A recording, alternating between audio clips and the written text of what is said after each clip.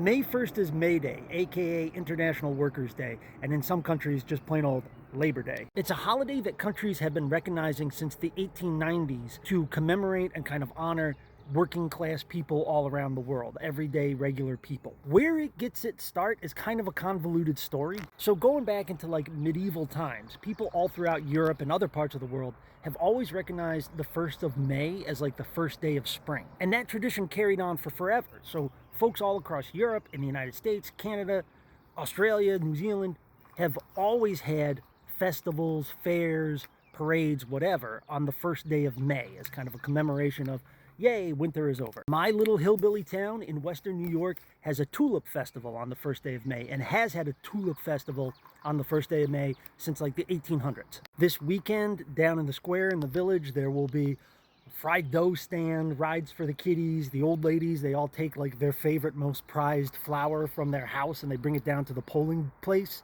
down in the village and they show off their cool orchids and all this shit. That's a May Day festival. In the 1880s and 1890s, when the unions were getting really strong, unions all throughout the United States started having events at the May Day festivals that were already taking place. This is before the internet, this is before TV. Not everybody could read and write back then. So if you just wanted to get union business done, the May Day festivals that were already happening was the place to do it because everybody was going to be there. So throughout the 1880s and 1890s, every American May Day fair all of a sudden started having booths set up by the local unions, and it was a chance for people to get informed, to ask questions, to sign paperwork, to meet their fellow union members. So May Day is like this folk holiday that Americans had been celebrating since the beginning of America that all of a sudden had this big labor component to it, which is why in 1886, when basically every labor union in Chicago decided to go out on strike at the same time to demand a 40-hour work week,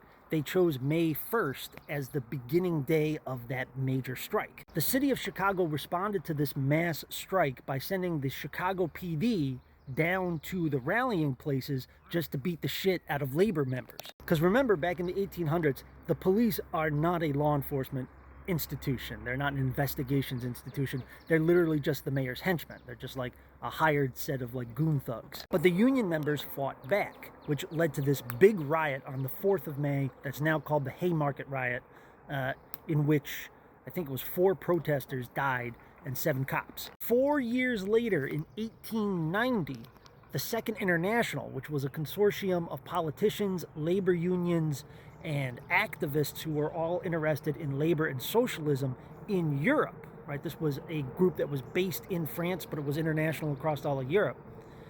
They declared May 1st to be International Workers' Day for their members in honor of what had happened just a couple years earlier in Chicago. Second International was a European organization. All of their members were already very familiar with May Days. They had been having May Days for hundreds of years in all of their towns and cities.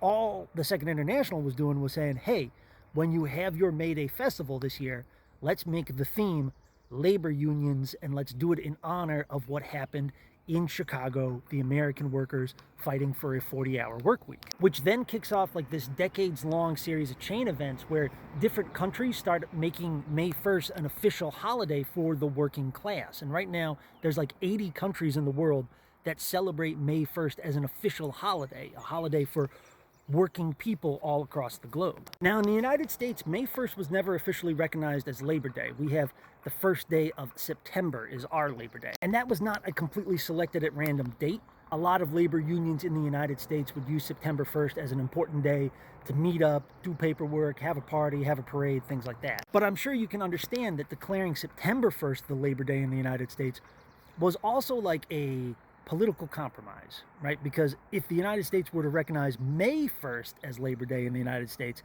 then it would be people taking a side in the internal political struggle that had come to a flashpoint in Chicago at the Haymarket Riot, right? But there is a push in the United States right now to make May 1st a holiday again, to kind of bring it back, even if it's just informally. And that's why you're going to see a lot of activist organizations have events on Friday or at least over the weekend.